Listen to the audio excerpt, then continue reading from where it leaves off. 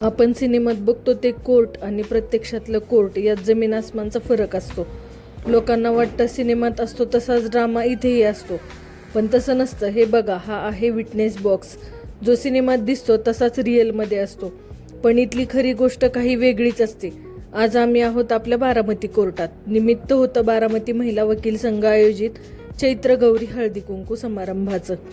कामाच्या धावपळीतून वेळ काढून जेवणाच्या सुट्टीत हा सोहळा इतक्या उत्साहात पार पडला की विचारू नका.